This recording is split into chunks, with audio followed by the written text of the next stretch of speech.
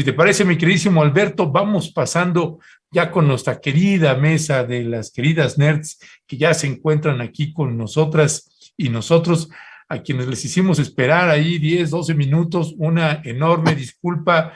Ahí está la maestrísima, miren nada más, Renata Turrent, la maestrísima también.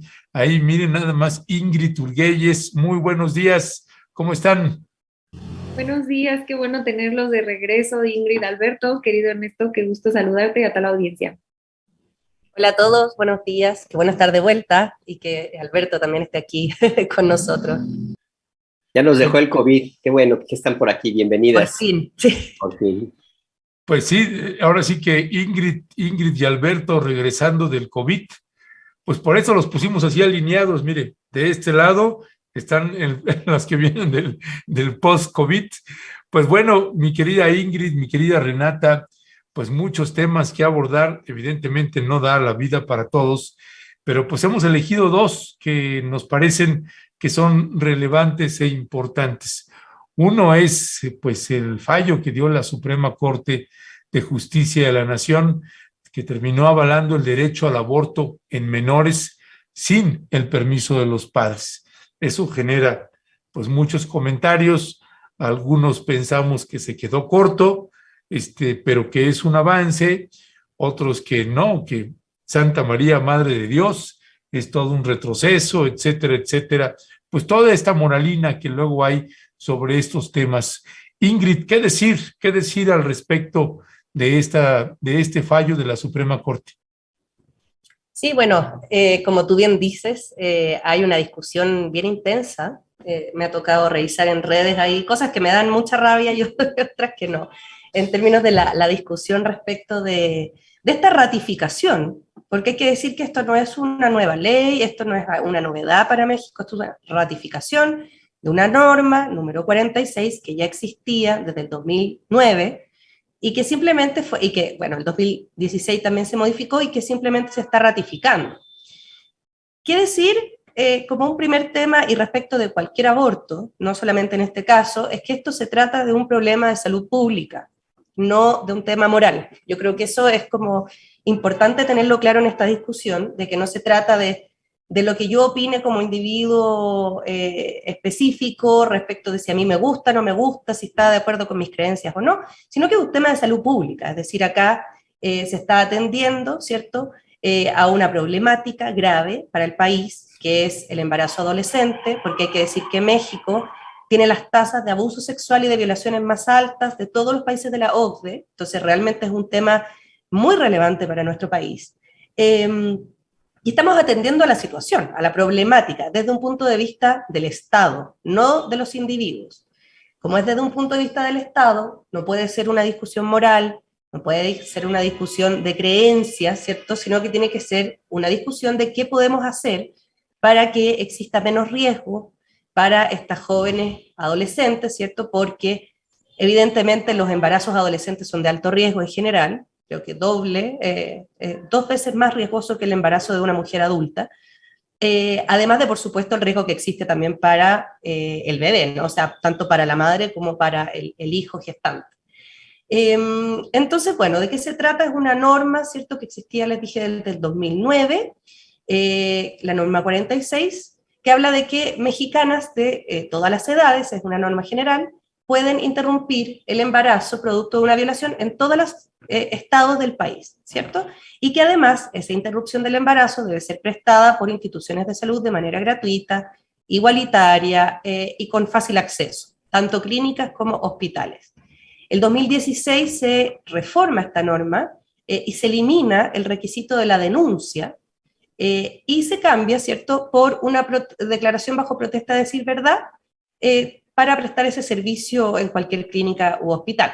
Y en el caso de las niñas entre 12 y 18 años, ¿cierto?, también se elimina el requisito de tener la autorización de los padres o tutores. ¿Por qué es importante esto? Además de, por supuesto, considerar que los adolescentes son dueños de su propio cuerpo, algo que es básico, ¿no? Sino que tiene que ver con la dificultad que genera el denunciar. Ya sabemos todas las complicaciones que tiene ir a un ministerio público a denunciar a alguien, cómo las autoridades terminan por o no hacer caso o simplemente no generar las denuncias, etcétera. Entonces, para evitar esa complicación, considerando además que este es un tema de mucha urgencia, porque no se puede abortar, ¿cierto?, a los 6 meses, es decir, esto tiene que ser rápido, tiene que ser eficaz, efectivo, se elimina ese requisito, que es un requisito entorpecedor, ¿verdad?, así como la autorización de los padres y tutores. ¿Por qué? Porque la mayoría de los embarazos adolescentes se producen en el seno de la familia. Es decir, estos padres o tutores en general tienen que ver con esta situación. Por lo tanto, para evitar también este otro conflicto, ¿cierto?, que se podría producir, donde los padres podrían obligar a estos menores, estas mujeres menores, a tener a los hijos, también se eliminó, ¿cierto? ¿Y qué es lo que se está resolviendo? Dos controversias del Congreso de Aguascalientes y el gobierno del estado de Baja California, que se opusieron a implementar esta norma. Esta norma ha sido muy difícil de implementar en general, y lo que se está desechando son esas controversias, básicamente. Por eso te digo que es una ratificación. ¿Qué más decir? Bueno, como yo les decía, es un tema de salud pública, ¿cierto? Y me parece muy bien, en el fondo, la resolución de la Suprema Corte, todos los argumentos que da para avalar, ¿cierto?, esta ratificación, como por ejemplo que se trata de, obviamente, derechos humanos, ¿cierto?, habla de los riesgos del embarazo adolescente, también habla, ¿cierto?, de la dignidad humana, la autonomía, el libre desarrollo de la personalidad, y cómo el hecho de obligar a una niña a llevar a término un embarazo producto de una violación es, además de obviamente revictimizante, también es una forma de violencia de género. Entonces, bueno, ahí para no extenderme, dejar a Renata.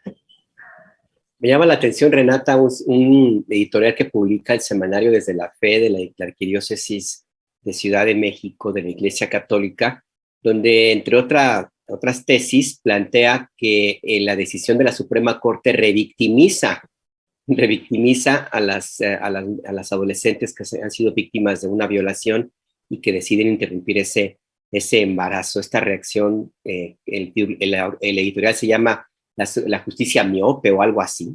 Yo no sé si se miraron al espejo, se mordieron la lengua, pero en fin, ¿tú cómo ves el tema, Renata?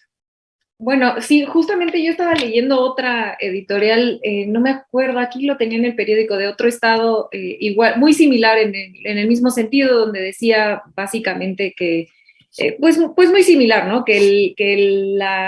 Esta ratificación de la Suprema Corte, en realidad a quien más le afectaba era a las jovencitas, porque estaban, al final de cuentas, siendo obligadas a abortar, cosa que es falso, como ya explicó Ingrid ahorita.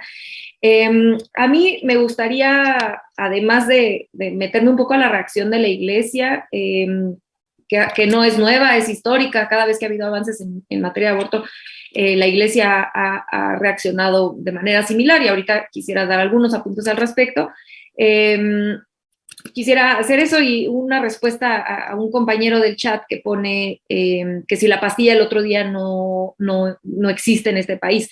Bueno, sí existe, pero la pastilla del otro día no puede ser la única respuesta ante una violación. A una mujer que la han violado puede reaccionar al día siguiente y ni siquiera una mujer, una niña todavía peor, puede reaccionar de múltiples maneras, empezando por estar en total shock, y que pedirle a una niña que al otro día de que la violaron se despierte y diga, sí, claro, además de todo tengo que ir a conseguir una pastilla del otro día sin dinero, sin recursos, sin nada, es un disparate y una falta de respeto a la vida de ese ser humano, de esa mujer, de esa niña que acaba de ser violada. Yo quisiera hacer énfasis en esto porque de verdad cualquier persona, cualquier mujer que hemos pasado por una situación de violencia sexual, bueno, es algo que lo cargas toda tu vida, que no es de que te despiertas al otro día y dices, bueno, ahora vamos a ponernos manos a la obra para ver cómo solucionamos esta situación que me acaba de pasar ayer. No, son procesos psicológicos, emocionales extremadamente complejos, que varían de persona en persona, y por supuesto que una respuesta como una pastilla al otro día, donde tienes literalmente 24 horas para tomártela, que quizá tengas acceso a esa pastilla o quizá no, es, bueno, es no entender lo grave del problema. Aparte, lo que decía Ingrid es importantísimo. La mayoría de estos embarazos, estas violaciones que acaban en embarazo, suceden en el seno del hogar. Entonces, si a ti te acaba de violar alguien adentro de tu casa, tú crees que vas a tener la posibilidad de ir a decirle, oye, abuelo, después de que me violaste, o tío, o quien me haya violado, dame por favor dinero para ir a comprar una pastillita el otro día.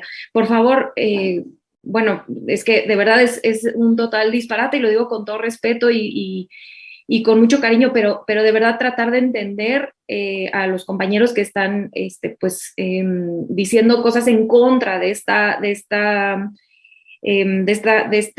ratificación de la Suprema Corte, que se pongan a pensar un segundo en cómo se sienten, cómo están esas niñas, y que ampliar las posibilidades para no convertir a una niña que ha sido violada en madre, pues tendría que ser algo de derechos humanos básicos. Entonces, bueno, empezar con eso. Número 2, creo que ya perdí mi hilo de lo que quería yo decir, además de esto, pero bueno, creo que es importante explicar. Algo que siempre a mí, yo siempre que hablo de aborto, me gusta tocar, es que nadie es que esté a favor del aborto, nadie despierta y dice, qué emoción, quiero abortar. Nadie, no conozco a ninguna mujer en la tierra que diga qué proceso tan hermoso y tan divertido, y muchísimo menos a una niña. Esto es una decisión muy compleja que sucede, que tendría que ser una decisión totalmente personal, pero que el Estado tendría que dar todas las condiciones para que esta decisión personal sea ejecutada de manera legal, segura, y por supuesto gratuita. Y en esta última parte de la gratuidad, muchas personas están en contra de por qué el Estado va a pagar los abortos. Bueno, porque si no se paga por parte del Estado y si los abortos no son gratuitos, entonces se convierte en un privilegio solamente para las mujeres que pueden pagar. Siguiente punto importante del aborto para las y los compañeros que pudieran no entender la necesidad de que se legalice.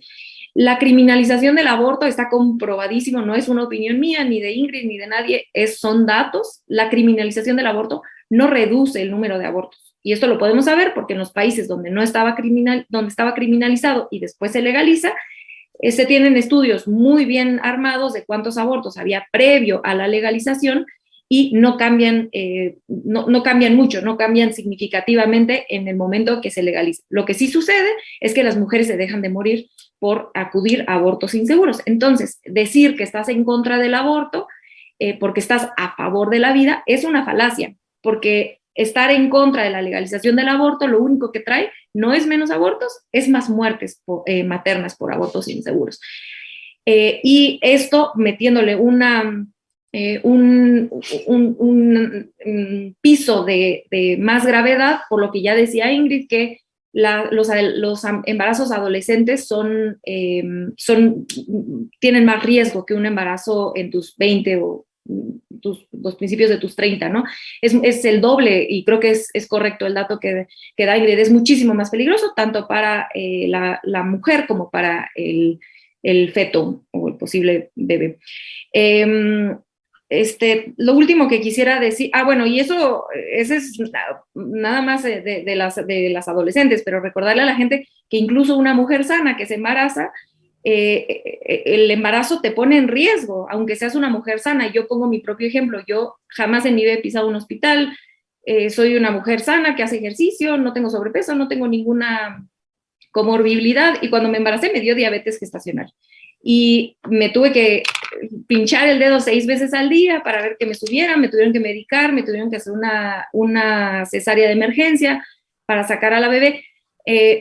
Y soy una mujer totalmente sana, jamás he tenido un problema de salud, afortunadamente. Entonces, el embarazo implica un riesgo importante para una mujer sana. Ahora imagínense al resto de las mujeres. Y por lo tanto, pues tiene que ser una decisión informada, personal.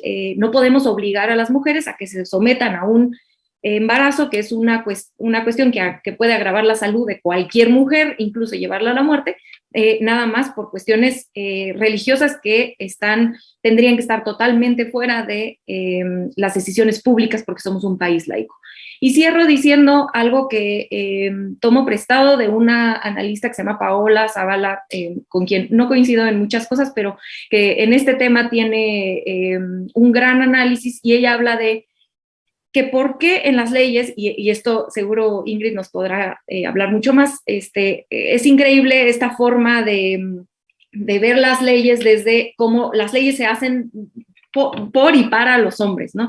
Y les pongo 2 ejemplos. El primero es este que dice Paola Zavala, que es cómo es posible que una violación que acabe en embarazo no tenga una pena mayor, un agravio por acabar embarazada. Si las penas, en teoría, tendrían que ir dependiendo a qué tan mal, o sea, que si te fue peor en el crimen. Entonces, si te violan y además quedas embarazada, independientemente si decides ser madre o no, pues la pena a ese violador pues tendría que ser mucho más fuerte, y eso ni siquiera se ha pensado en la construcción de las leyes. Y 2, yo invito a la gente a que lea el Código Penal Federal, y ahorita no sé si nos va a dar tiempo de meternos más al tema de la importancia de legalizar el aborto y no dejarlo solamente en estos fallos de la Suprema Corte, porque veamos lo que está pasando en Estados Unidos.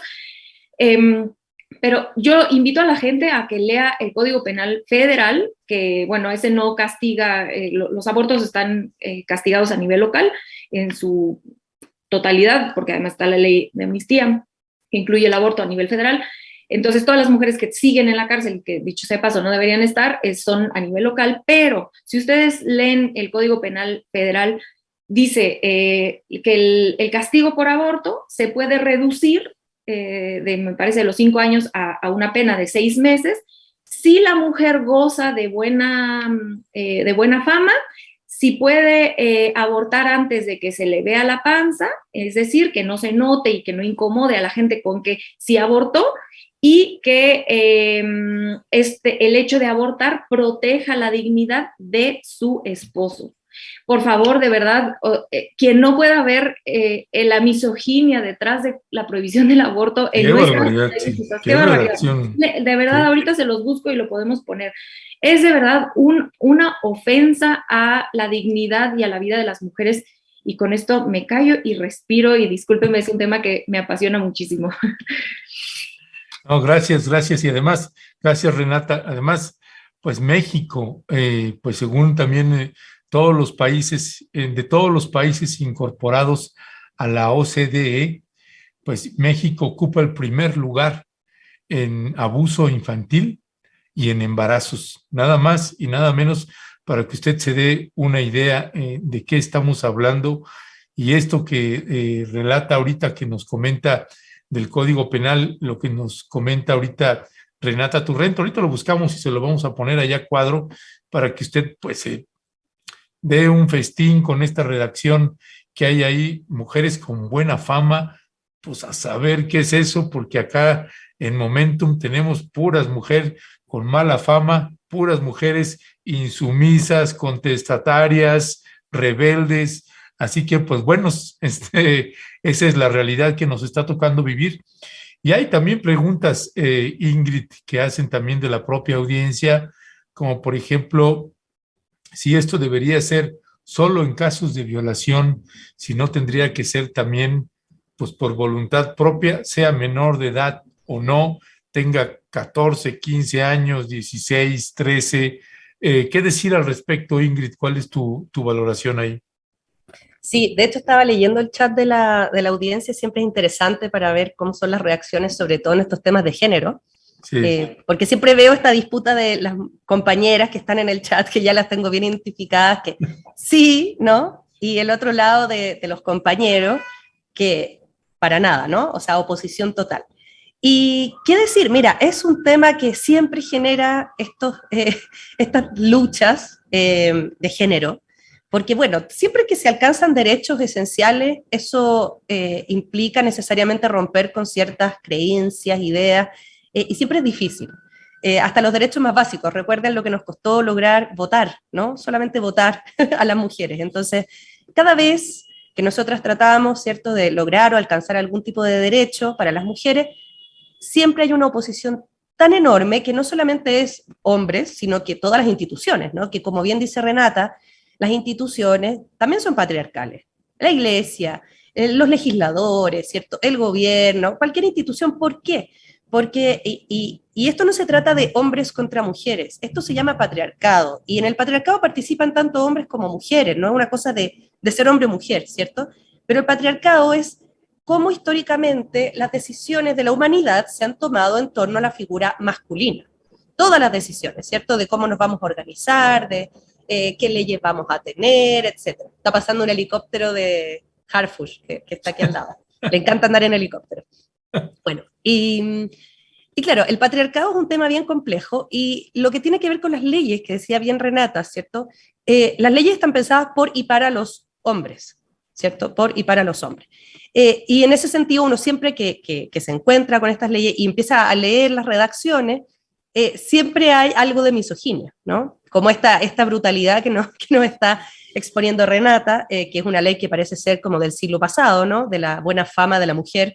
Pero hay que decir que hasta el siglo pasado la buena fama de la mujer era un tema, ¿no? Y así hay muchas leyes, y así nos ha costado luchar, ¿cierto?, contra este patriarcado terriblemente. Y también tenemos este otro actor, que es la famosa iglesia, ¿no?, que también es una institución patriarcal, que también está pensada por y para hombres. Recuerden que Dios es hombre, su hijo es hombre, los sacerdotes son hombres, y las mujeres estamos como en el último escalón.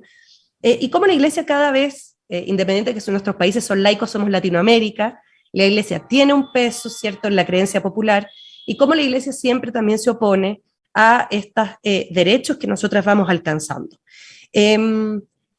Yo diría que la iglesia hizo mucha falta en la pandemia, ¿eh? O sea, yo no vi a la iglesia ayudar a nadie, se murió todo el mundo, la iglesia no estaba, pero cuando hay estas cosas aparecen, yo no sé, es como que se esconden, ¿verdad? Y cuando hay un tema como este, aparecen sacerdotes, estructuras, todo. Yo en la pandemia no los vi, o sea, ahí paréntesis, ¿no? Pero lo que decía Renata está muy, muy claro, ¿cierto? El tema de las leyes y el tema de quién puede opinar respecto del aborto, porque también acá hay un elemento súper importante. Si la persona no es un ser gestante, poco tiene que opinar al respecto. Yo creo que eso es bien clave, ¿no? Estos son derechos para las personas que pueden gestar. Si usted no puede gestar, difícilmente va a poder tener una opinión al respecto, porque no le va a ocurrir esto. Y como bien dice Renata, no se trata de abrirle la puerta al aborto para que todos nos hagamos abortos como que fuera algo entretenido de hacer y todas queremos pasar por esta experiencia. Para nada. Es un derecho que está ahí, de quien quiere lo toma y quien no quiere no lo toma. Entonces, hay que educar a la sociedad de a poco. Es difícil alcanzar estos derechos, ¿cierto? Obviamente la ley tiene mucho que ver, y hay que ir modificando estas leyes, sobre todo leyes que parecen ser de otra época, ¿no? Y obviamente tenemos que también incorporar, ¿cierto?, a los compañeros en la discusión, más bien en términos de educación que en términos de opinión, porque como digo, puede opinar aquel ser humano que pueda gestar. El que no pueda gestar, evite su opinión, porque la verdad no tiene mucho pito que tocar en este tema. Entonces, creo que eso, podríamos buscar ese fragmento para mostrarlo, Ernesto, porque yo quedé en shock cuando Renata... no, lo mandé al chat. Lo mandaste. Sí. Lo acabo de mandar. Ya lo envié ahí a producción, a ver si lo pueden poner ahorita, por favor. Está el texto precisamente que nos envió Renata. Perdón, Ingrid. Y sí parece como algo muy moral, ¿no? Porque estaba leyendo el texto, que no tenga mala fama. O sea, esto también tiene que ver con, no sé si se acuerdan, para los feminicidios también es un tema, la buena o mala fama, ahí está. Que no tenga mala fama, o sea, que sea una mujer de bien, es decir, que sea una mujer sumisa, es decir, que sea una mujer que no sale de su casa y que no tiene vida propia, o sea, que cumpla con el rol patriarcal que se le ha asignado, eso significa. Que haya logrado ocultar su embarazo, como bien decía Renata, para que no moleste como visualmente a nadie, y que sea fruto de una unión ilegítima. Y eso también tiene que ver con la iglesia, ¿no? ¿Qué es una unión legítima y qué es una unión ilegítima? Es una cuestión moral. Estoy viendo aquí a las compañeras. No, y además la parte final, ¿no? Si faltando algunas de las circunstancias mencionadas, se le aplicará de 1 a 5 años de prisión. No, hombre, qué barbaridad. Es verdaderamente terrorífico ese artículo 132 Ingrid, Renata. Es 332, no te vayas Perdón, por ese número, porque 332. ya de por sí el chat está incendiado. Si El metes chat está en llamas. Sí, ¿Está en llamas? está en llamas el chat. Bien, Ojalá. las compañeras están sacando la voz muy bien. Sí, dice Marta Jimena, dice, qué asco de Ay, artículo. sí. Santiago R., todos podemos opinar, es una ley y una garantía universal de libertad de expresión. Bueno, es que ese Santiago R. Santiago dice que somos fascistas, Sí, porque no, sí, Santiago lleva mucho ahí en la audiencia. Es Santiago, yo no sé si harto tú puedes machín. gestar, sería bueno saber si Santiago es un ser humano gestante, y además tiene esa cosa como del machismo, ¿no? De que tienen que opinar de todo. Sí, sí, Señores, no tienen que opinar de todo, pueden no opinar respecto de algunos temas, Está no, muy no hay bien. problema. Y yo le quiero pedir que dije el compañero que dijo lo del segundo día, digo lo de la pastilla del siguiente día, no se refería a para las niñas, sino en general. Entonces ya le pedí ahí disculpas en el chat de que lo agarré de piñata, pero creo que es importante el tema, independientemente de que él o ella, porque no sé si es su nombre, no me deja saber. Es importante el tema porque es algo que la gente, que escuchamos todo el tiempo las feministas, ¿no? Bueno, pues entonces que se tomen la pastilla el siguiente día. Bueno, pues entonces que den en adopción. Bueno, pues entonces que no tengan relaciones sexuales. Ah, ok, bueno, es que no conozco yo muchos hombres que esa sea su respuesta para no, pues que están tan en contra del aborto, pues también que ellos pues dejaran de tener relaciones, ¿no? Sería muy bueno también. Entonces, claro. nada. Dice Marcia Caballero, solo en caso de violación estoy de acuerdo en el aborto, en cualquier otro caso existe la prevención o la abstinencia si no saben cómo cuidarse. Irma Luz Marcela Martínez Díaz, lamentable discusión, es el derecho de las mujeres. Todas, criminalizar el aborto es de cavernícolas, qué barbaridad. María Zazueta, qué tonterías las mujeres a abortar y los violadores libres. ¿De qué estamos hablando? Eso es avance para los derechos de las mujeres. Arturo Villagrán, el egoísmo y la ignorancia a su máximo. Usan mis impuestos, pueden planificar y más lamentable que sean opiniones de mujeres. María Palacios, ¿cómo es que lo reforzamos? Elvira Montañez, se castiga más a una niña por abortar que a un pederasta o a un violador. Pertinente tema también, hablando de los pederastas, que nomás los mandan de castigo ahí a un retiro casi espiritual.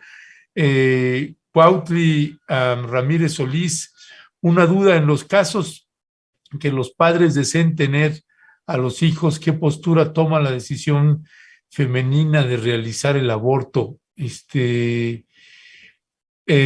Iliana Lara, la iglesia prohíbe el aborto, pero fomenta el control y el poder sobre la mujer. Pues sí, y leo y está, pues como bien dicen, incendiado. Y Edna 10 dice, pues los hombres ni deberían opinar. Mayanín Jiménez, usan mis impuestos, dice, para los 250 pesos que aporta al SAT. No, bueno, hay de todo tipo de opiniones y unas verdaderamente, pues sí, pues uno dice, caray, pues en qué época estamos. Y como bien señalan, pues la mayoría de los comentarios de los hombres, mejor en buen plan o en malo, como se lo quiera tomar, cállese y deje que mejor las compañeras opinen, bien les vendría.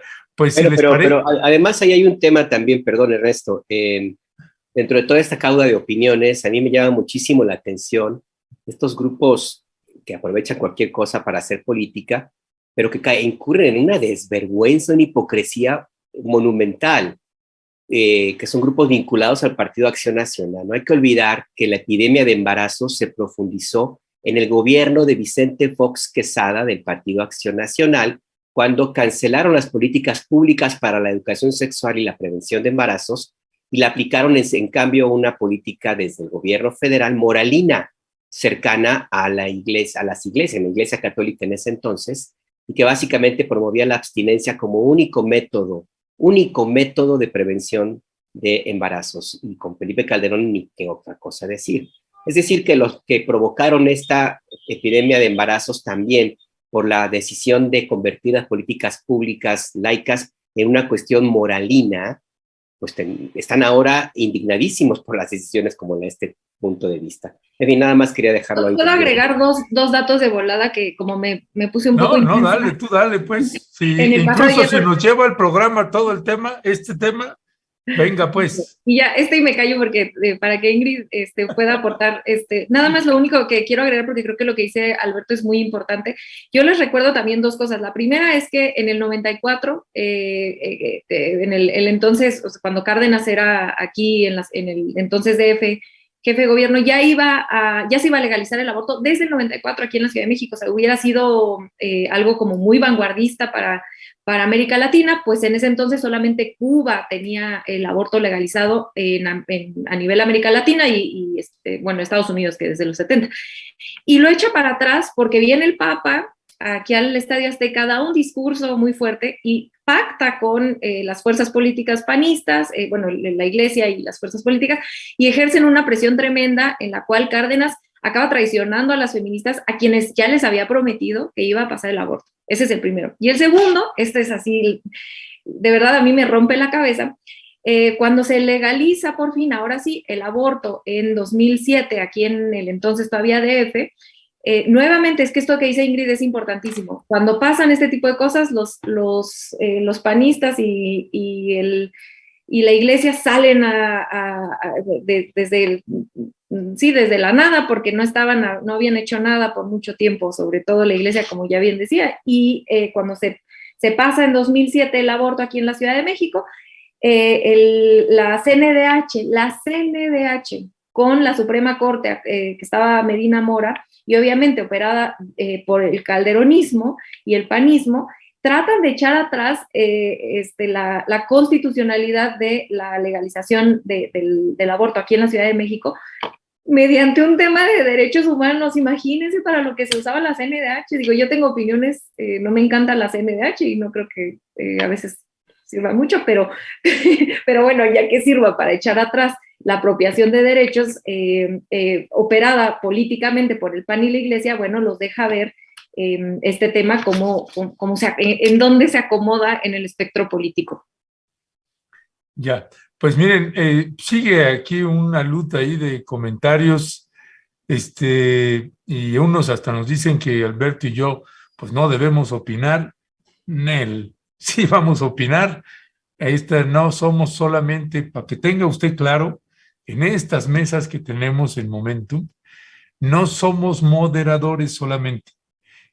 Y digo solamente porque sí moderamos, pero también nos da la gana opinar y lo vamos a seguir haciendo. Hay un comentario, por ejemplo, de Mar Inet, que vale mucho la pena, que dice: recomiendo mucho la lectura de Calibán y La bruja de Silvia Federici, dice, sobre todo el capítulo sobre el control poblacional, para que vean dónde vienen las políticas públicas en contra de las mujeres.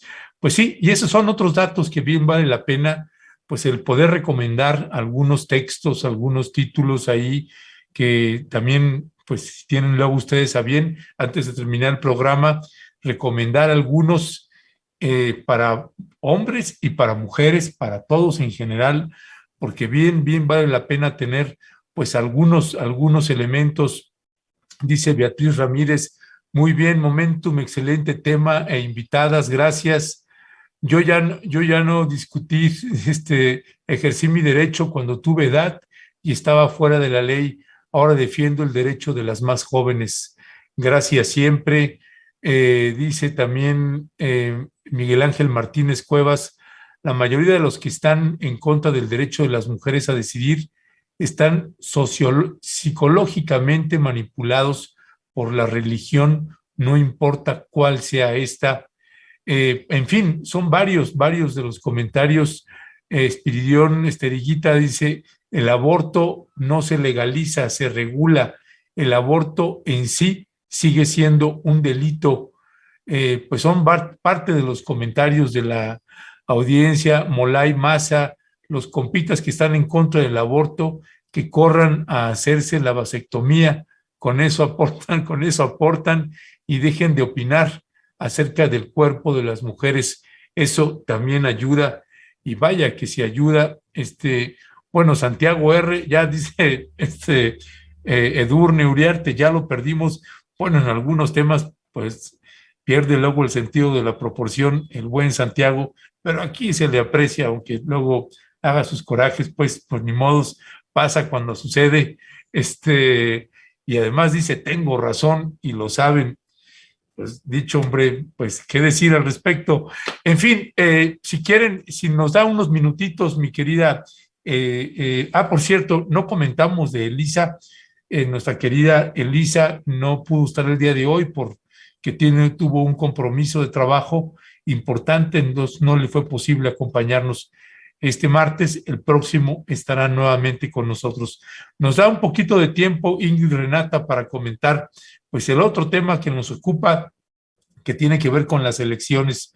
Pues ya el próximo domingo son las elecciones y vimos los cierres de campaña por todos lados, y además una suerte de filtraciones de videos de todo tipo, particularmente de Alito, que vaya espectáculo. Y hoy hay un anuncio que vienen otros todavía pues más divertidos de los que han estado circulando con este lenguaje florido, pues de metrosexual presidente del Partido Revolucionario Institucional. Y claro que se habla de que esto también le pega al Partido Revolucionario Institucional y a las alianzas que hay de este partido con el PAN y con el PRD en distintas entidades federativas. No es el único también que ha sido exhibido. Hay un video también del gobernador de Hidalgo, un video también tremendo, que te voy a pedir, por ahí lo tenemos, que te voy a pedir si lo podemos poner. Pues el gobernador Omar Fayad, pues agarrado también en una discoteca. Bueno, creo que ya no se le dice así, perdón, sí, estoy con un lenguaje anterior, pero bueno, es Omar Fayad en una discoteca o antro, como se le diga, acá en la Ciudad de México. Qué barbaridad. Vamos a ver a este gobernador y regresamos a comentar.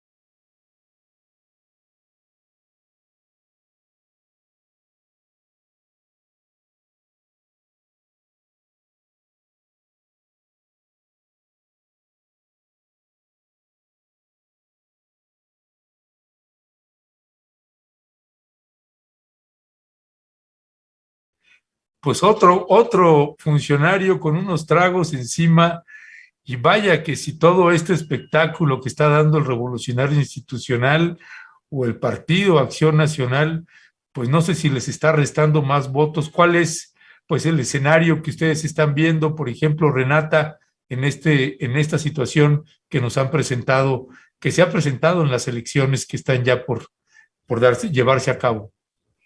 Bueno, yo no había visto este video, qué vergonzoso.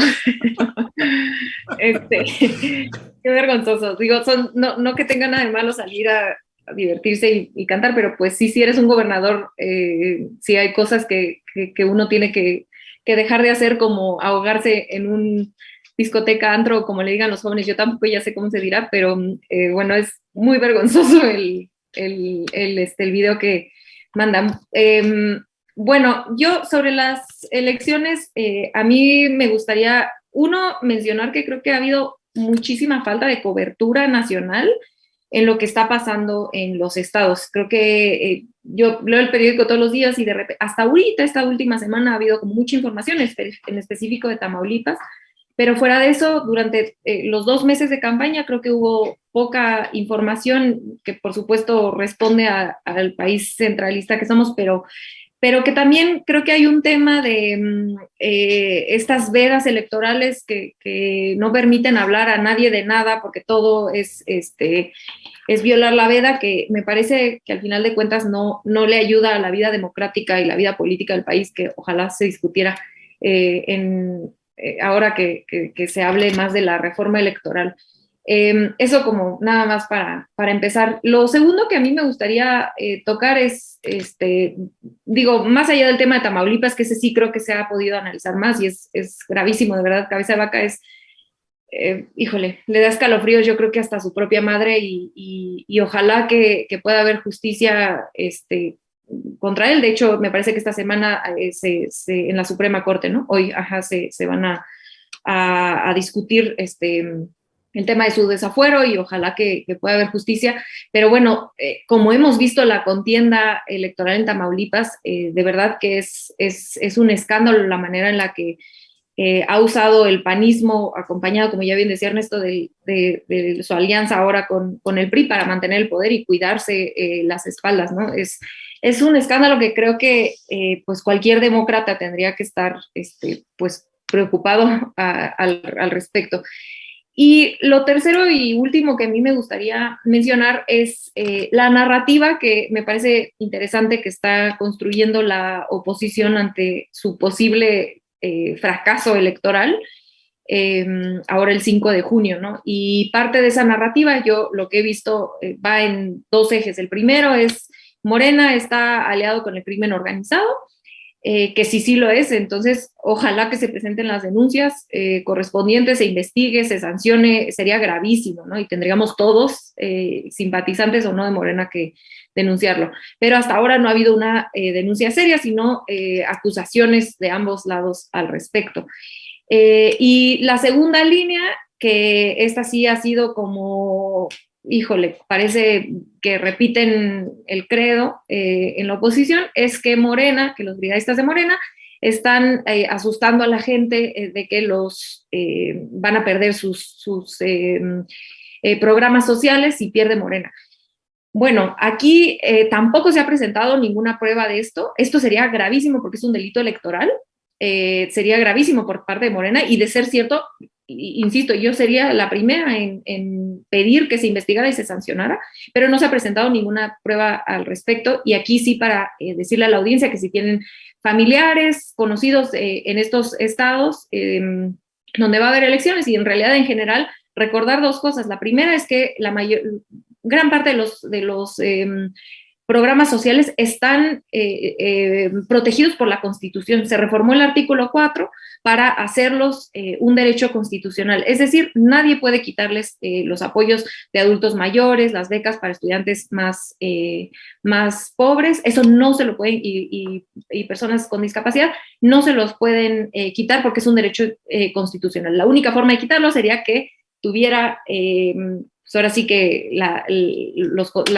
el ala más conservadora de la oposición, y incluso si ellos llegaran al poder, dudo muchísimo que lo hicieran, tendrían que mandar una iniciativa de reforma y reformar la Constitución con 2/3 partes del Congreso, más al menos la mitad más uno de los congresos locales. Es decir, es prácticamente imposible pensar que se van a quitar, y definitivamente es imposible, incluso si Morena perdiera las 6 gubernaturas, no hay forma.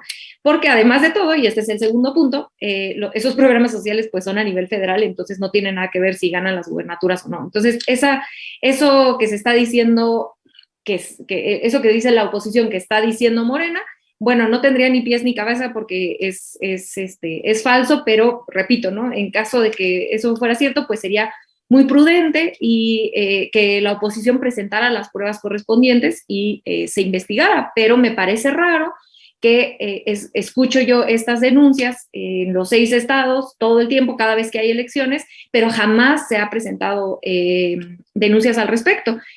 Entonces, pues me parece un uso político de los programas sociales por parte de la oposición realmente pues muy triste.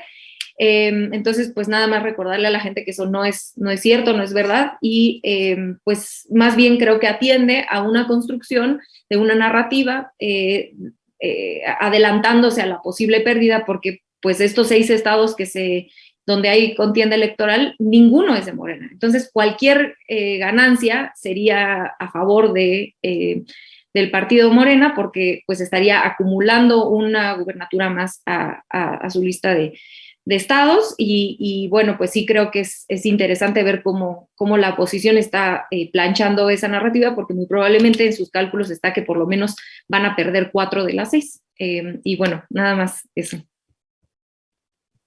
¿Cómo ves el tema, Ingrid? Más allá de que en las campañas electorales siempre ocurre este tipo de situaciones de guerra sucia, descalificaciones, argumentos, etcétera, yo veo varios temas allí, pero no sé tú qué pienses. Uno de ellos es, bueno, la oposición solamente ha logrado ponerse de acuerdo en un tema, propalar odio. No tienen una sola figura que pueda considerarse la que les ayude a tener una especie de contrapeso a lo que significa la presencia política del presidente López Obrador y el movimiento político que encabeza la 4T.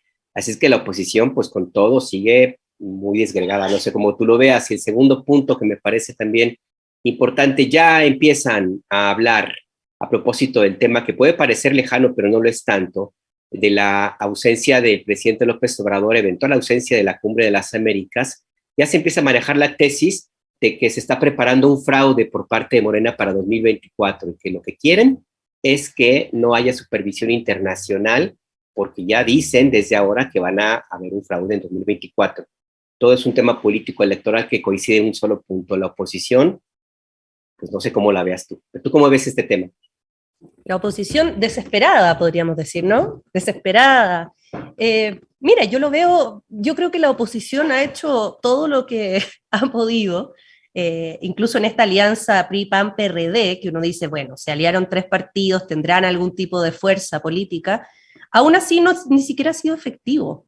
O sea, si pensamos realmente, si esa alianza les ha servido y han logrado ampliar, digamos, su base electoral o algo, la verdad que no.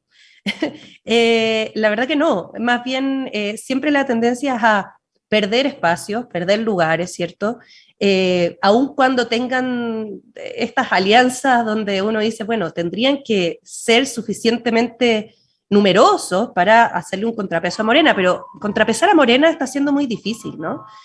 Sobre todo considerando que aquí lo que hay es que esta gran base del PRI, tan enorme, que en un minuto tuvo el porcentaje mayor de gubernaturas, presidencia, todo, control del país absoluto, es una base que se fragmenta y que se convierte, digamos, o que gran parte de ese PRI se va a Morena, queda como una ala más conservadora que está aliada al PAN, pero todavía hay estos intercambios. Entonces tenemos, por ejemplo, en el caso de Tamaulipas, hay 3 expriistas que se están presentando, cada uno obviamente representando a nuevas coaliciones y partidos, pero finalmente, claro, es una fragmentación brutal del PRI que no se sostiene, y que eso produce esta oposición que no ha logrado organizarse, que no ha logrado, como bien dices tú, Alberto, articular un discurso que genera algún tipo de contrapeso ideológico. El único discurso que han logrado articular es del odio, un discurso que no tiene ideología tampoco, porque ni siquiera ellos están presentando una propuesta que sea diferente, sino simplemente es Morena es narco, Morena va a hacer fraude, el presidente quiere ser como un dictador, como Maduro, y por eso no va a la cumbre, pero no hay ninguna propuesta, porque uno dice, perfecto, está bien que tú critiques al opositor, pero ¿cuáles serían tus políticas? ¿Cómo lo harías tú de diferente? ¿O qué proyectas tú si es que ganas una de las gubernaturas? La verdad que nada, cero. Uno lee las columnas de la oposición, yo ayer leía la columna de Javier Sicilia, que en algún minuto sí fue una persona importante, pero que hoy en día está realmente que uno dice, ¿qué le pasó, no? La caquistocracia, o sea, esa era su hipótesis, ese era su diagnóstico político del gobierno. Y uno dice, pero es que aquí falta análisis, faltan conceptos, o sea, ¿cómo puedes llegar a opinar con el hígado y olvidarte de la razón, digamos, para empezar a hacer columnas con esos términos? La caquistocracia, a mí me parece terrible porque en el fondo no hay un aporte al debate nacional. Hay solo odio que podría ser un odio de un bot en Twitter, solo que tiene nombre y apellido, ¿no?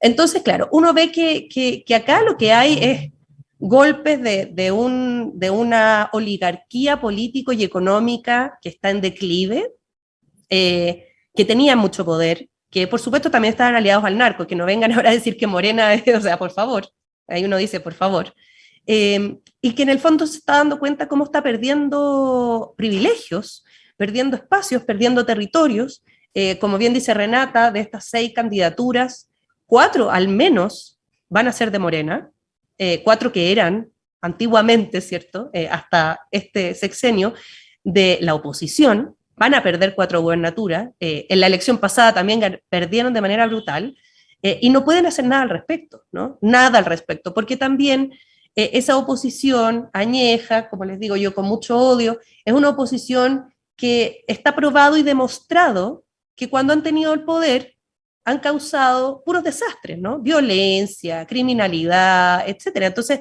también la gente no es tonta, si esto no se trata como de que el presidente está todas las mañanas y convence a todo el mundo. La gente se da cuenta de que en el fondo, estos espacios de poder de la oposición históricamente han sido espacios que ya están llenos de crimen, etcétera, y con el beneplácito, ¿cierto?, de la oposición. Entonces, la gente quiere otra cosa.